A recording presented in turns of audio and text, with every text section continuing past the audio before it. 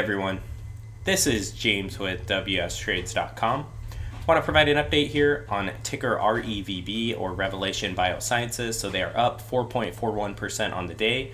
I saw this stock was trending and I've never taken a look at it, so I decided to come in here and do some analysis. I pulled up a long-term time frame here and it looks like they started trading in late 2019 and the prices are really high here. This is reverse split adjusted pricing, as they did a 1-for-35 reverse stock split earlier this year. So, that's why the price is showing so high here at the beginning of the chart. And, it's pretty brutal. They don't have any, approved products. They're not selling any drugs or anything like that. So, this is typical of these bioscience or pharma startups. Before they really get any products out there, they start selling anything. I mean, this is kind of the returns that you can expect.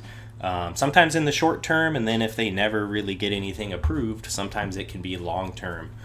You see these types of returns. So, this is kind of your risk with investing in a company like this that's like a pharma startup or a bioscience startup. This is typically what happens to these companies. Doesn't mean that they won't make it someday down the road, but in the short term, this is some of the returns we see. It's pretty brutal.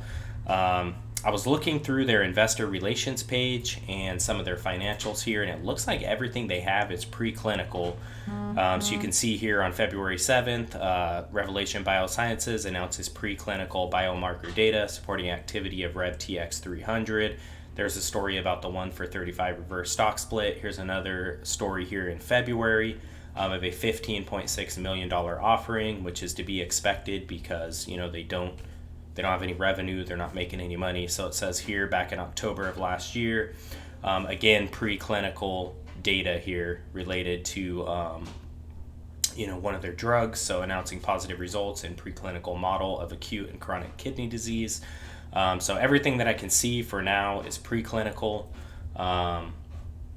So let's take a look at their financials here and just some of the statistics around this company, because this is kind of what you see and what's kind of to be expected. Return on assets, negative 36.96%. That's the last 12 months. EBITDA at negative 5.95 million.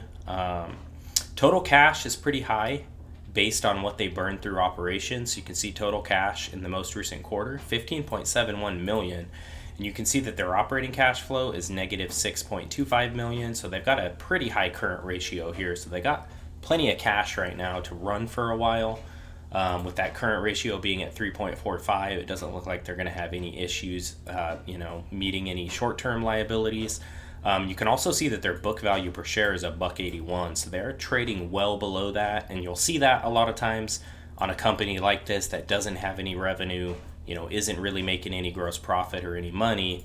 Sometimes you'll see them trading well below book value, because the market is kind of forward-looking, and it's like, well, yeah, their book value is $1.81, but they don't have any revenue coming in. Why are we going to go out and pay $1.81 for this company when we know they're going to bleed cash and they're going to burn cash? So that's kind of typical there.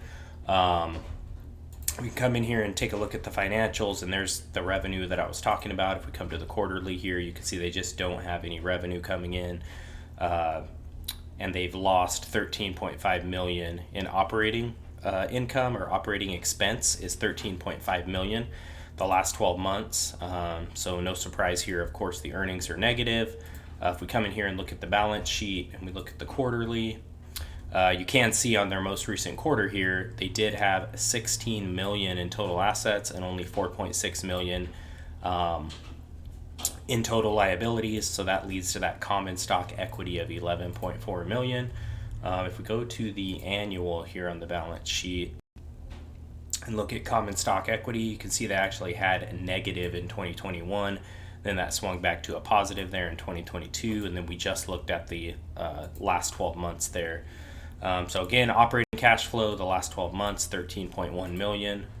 So that's what they burned, and they don't have any revenue coming in. And you can see big numbers on the financing cash flow line, which makes sense. Let's go to the quarterly here. Wow, 5,000 they financed in December 31st of 2022. That's kind of funny. That's a really tiny number.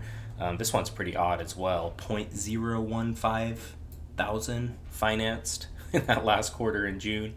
But yeah, of course, we would expect to see operating cash flows across the board, free cash flows across the board, all in the negative.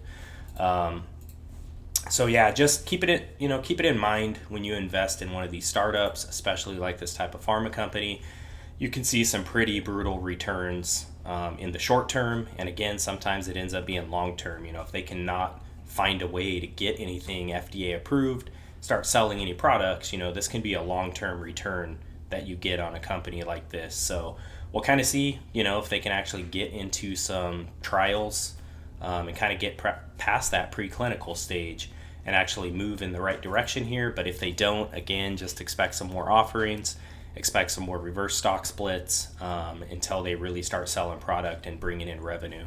So for me, just looking through the financials, this is just not my type of investment. I would not make an investment in this company. It's just not my style. I like to see revenue, gross profit, positive free cash flows, positive operating cash flows.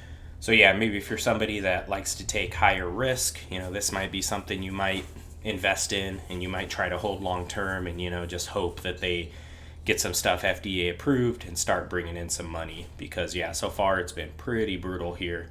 For the people that bought in at the beginning, it kind of looks like Mullen Automotive stock chart or something, where they've just lost like over 99% of, the equity. So I'll continue to keep you updated here on ticker REVB, or Revelation Biosciences. Please like this video. Please also subscribe to the channel if you're not subscribed. Hit that notification bell. Appreciate you for taking the time to watch this.